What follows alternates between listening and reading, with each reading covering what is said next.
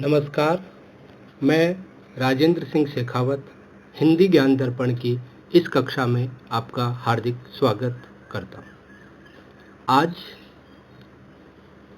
आज की कक्षा का जो विषय है वो है संज्ञा। तो आइए शुरू करते हैं हम आज का पाठ संज्ञा। संज्ञा किसे कहते हैं? हम अपनी आँखों से जो कुछ भी देखते हैं उन सब का कुछ न कुछ नाम अवश्य होता है, जैसे आकाश, बादल, चांद, सूरज, तारे, पेड़, पहाड़, मछली, पानी, खिचड़ी, पिज्ज़ा, चॉकलेट, खीर आदि सब नाम है। ये सभी नाम हैं।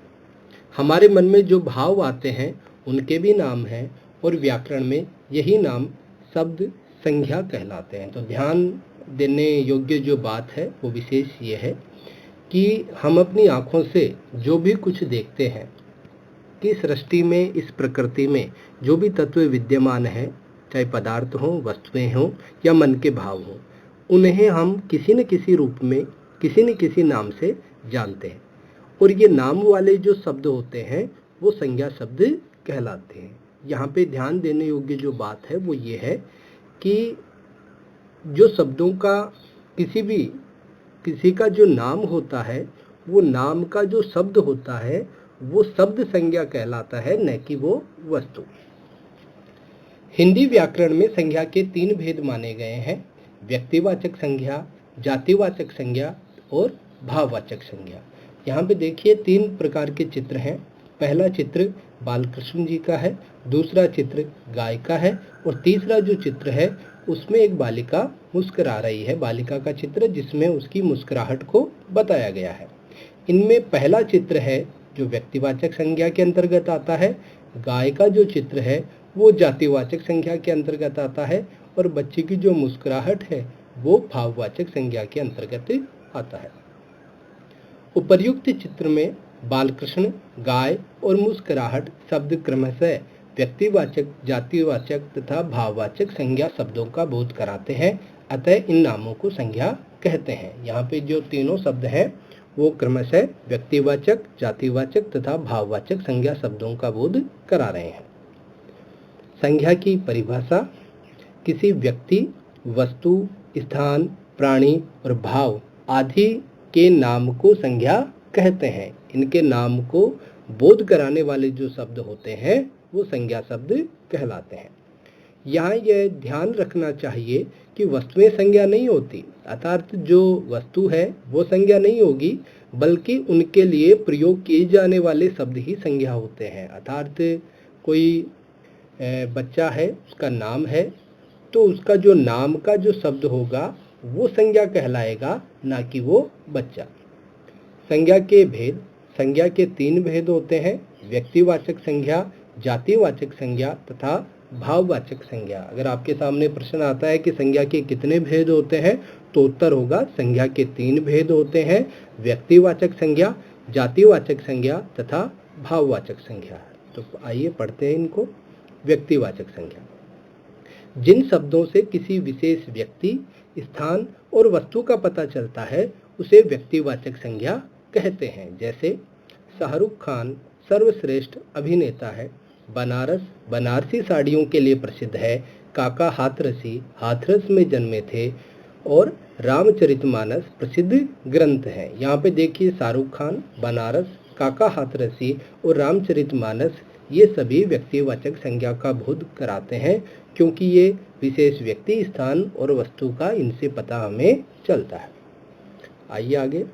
जातिवाचक संज्ञा: जिन संज्ञा शब्दों से वस्तुओं, प्राणियों, पदार्थों, स्थान आदि की पूरी जाति का पता चलता है उन्हें जातिवाचक संज्ञा कहते हैं। तो दोनों में अंतर जो है वो ये है कि व्यक्तिवाचक संज्ञा में किसी विशेष व्यक्ति, स्थान, पदार्थ, वस्तु का पता चलता है, जबकि जातिवाचक संज्ञा में उसके पूरे के पूरे समुदाय तथा जाति का पता चलता है। जैसे क्रांतिकारियों ने चलती गाड़ी रोक दी। आज भारत को सुभाष चंद्र की आवश्यकता है।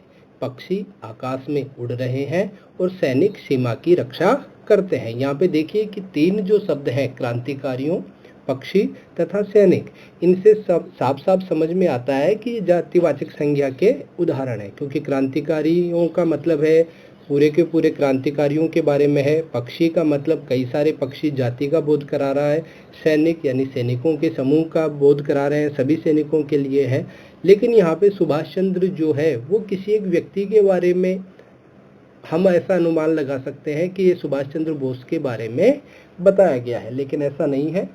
इस वाक्य में बताया गया है आज भारत को सुभाष चंद्र की आवश्यकता है, अर्थात सुभाष चंद्र बोस के जो आदर्श थे उनके आदर्शों जैसे व्यक्तियों की आवश्यकता है। तो यहाँ पे ये व्यक्तिवाचक न होकर जातिवाचक संज्ञा में बदल जाता है। यहाँ पे ये विशेष ध्यान रखने की जरूरत है। हिंदी के कुछ विद्वान अंग्रेजी व्याकरण के अनुसार संज्ञा के दो भेद और मानते हैं, जैसे द्रव्यवाचक संज्ञा तथा समूहवाचक संज्ञा।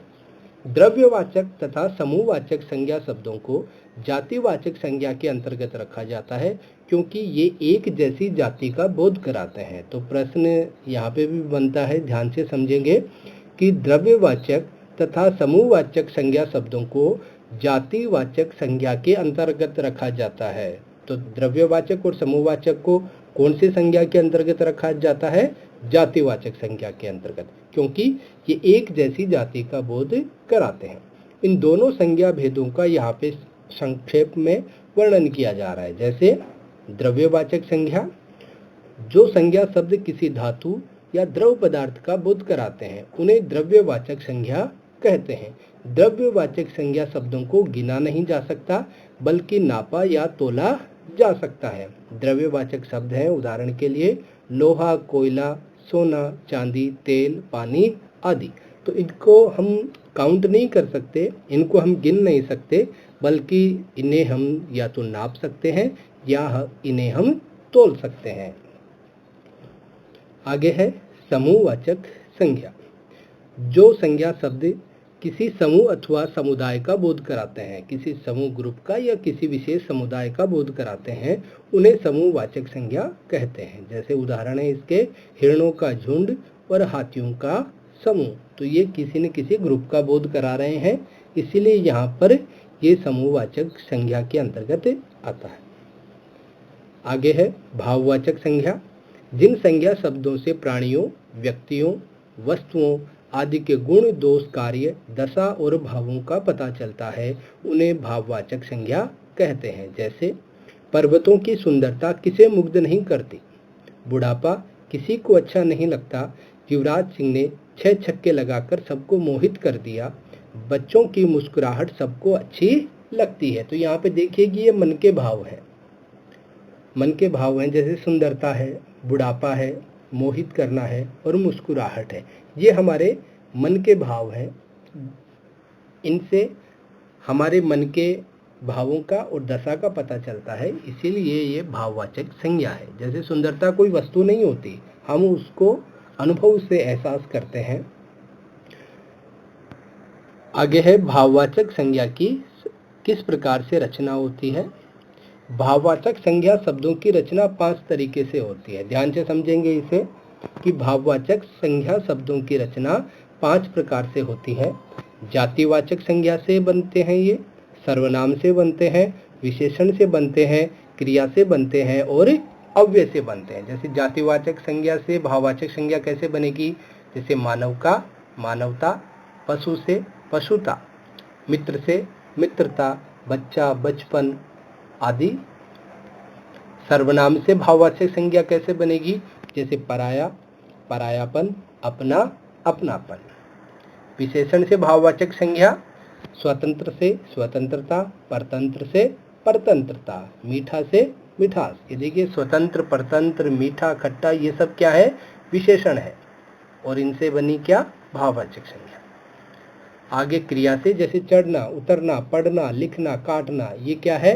वर्ब है, क्रिया है। तो इनसे भाववाचक संज्ञा चढ़ना से चढ़ाई, उतरना से उतराई, पढ़ना से पढ़ाई, थकना से थकावट। आज के लिए इतना ही। आशा है कि आप इसे समझेंगे, अच्छे से पढ़ेंगे। धन्यवाद।